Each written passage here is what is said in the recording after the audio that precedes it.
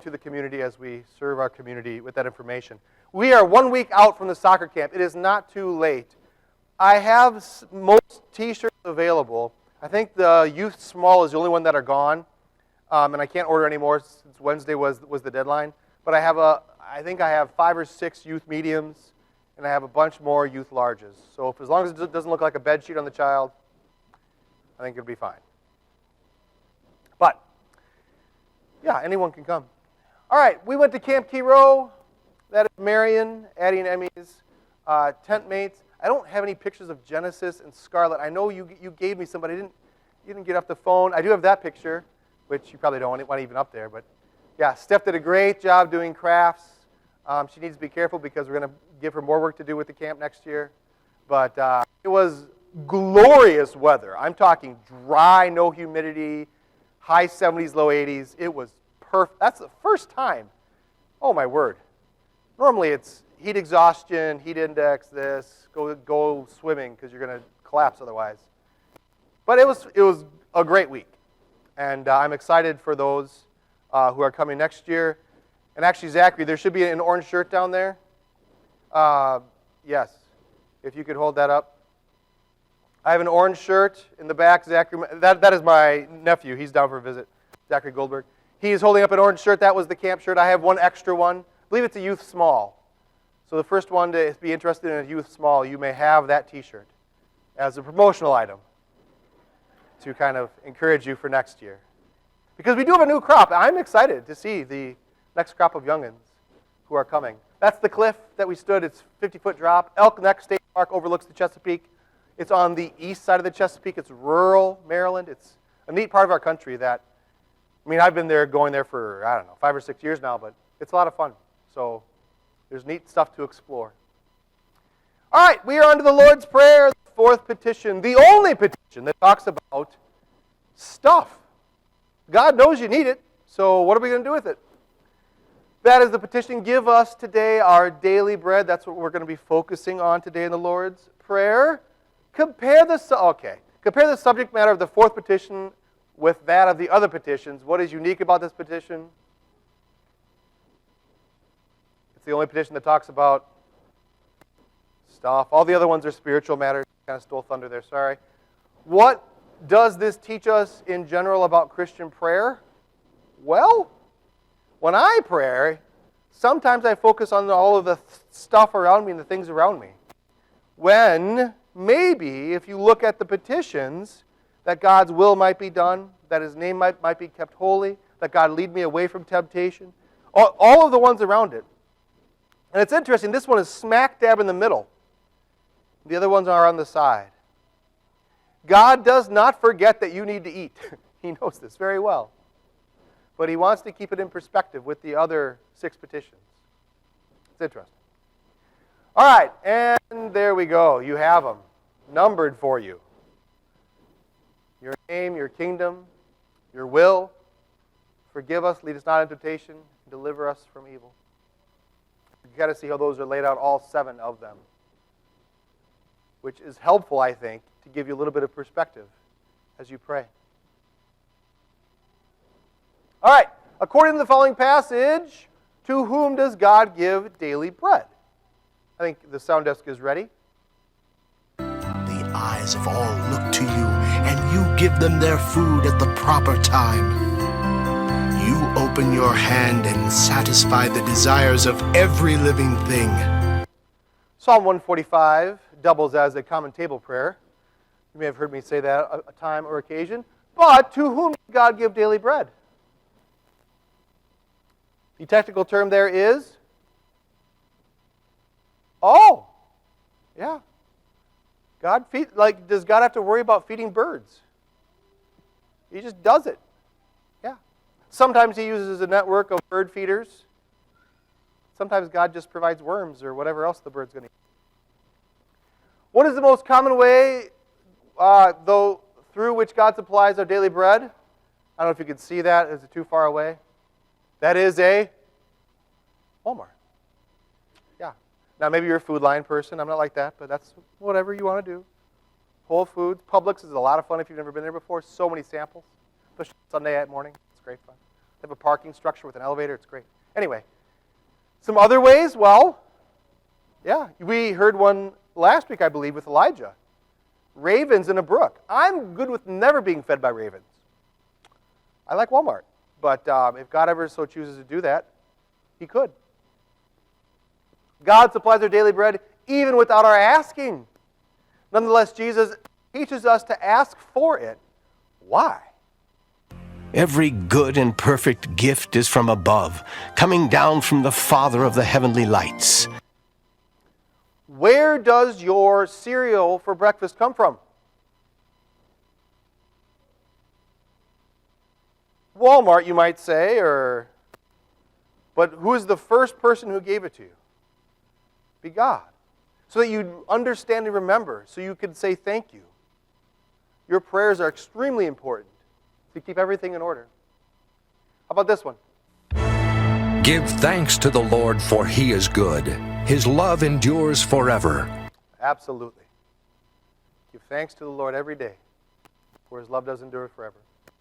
Number 5, Jesus doesn't want us to concern ourselves with the needs of tomorrow. Why does he teach us to ask for bread only for today?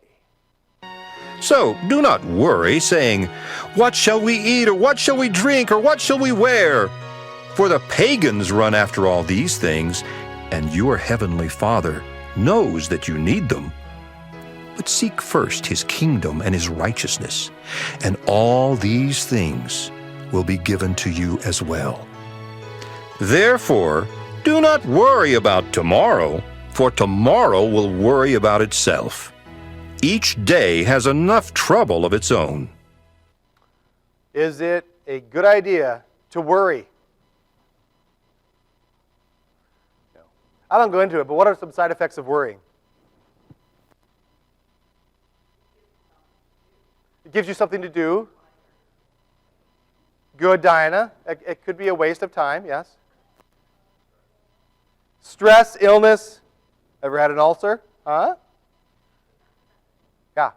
There's all kinds of things that come from worrying, and I don't know if any of them are good. Besides the use of time, but we can argue about that one. Yeah. Yeah. Yeah. Oh, planning, Tom. Oh, planning. I'm all about planning, yes. That's stewardship. That goes into stewardship. That's great, yes. What? Oh, you went up for the fist bump, and I went for the hand? Oh, it's okay. My family will never accuse me of being smooth, Tom. We do a video of that, yes. Thanks, Luke. But it's a good thing you don't know how to get that and harvest the video, do you?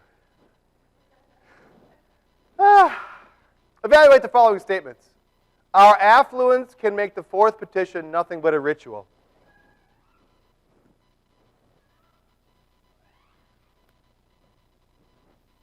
What do you think?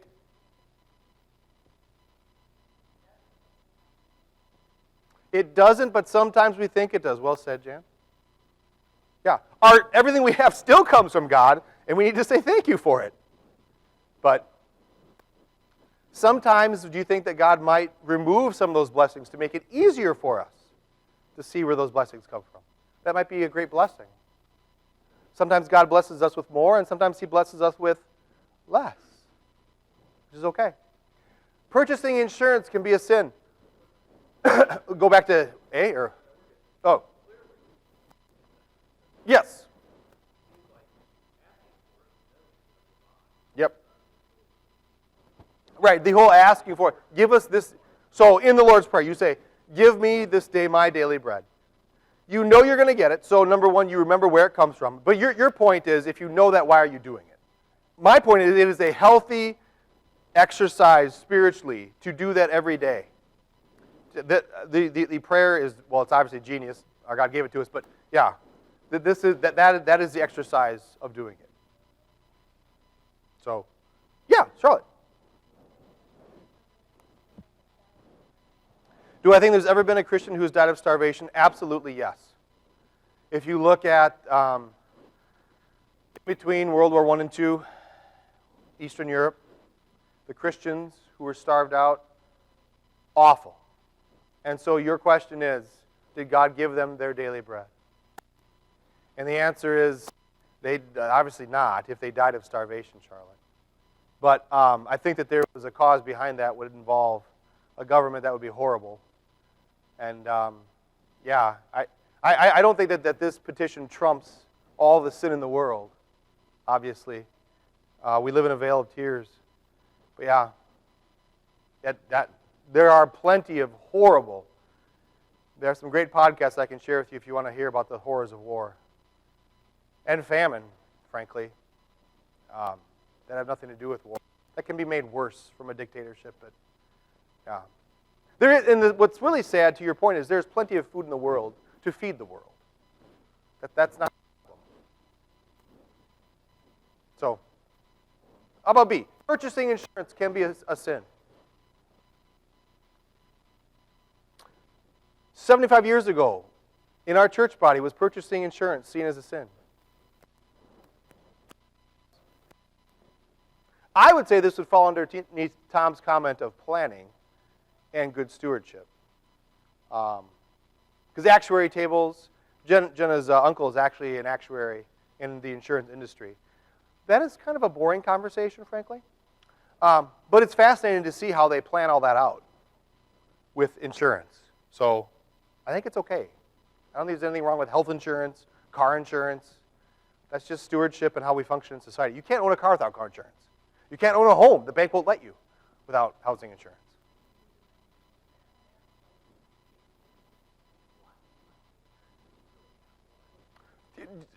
Mary's comment was it can be the same thing as the bass boat.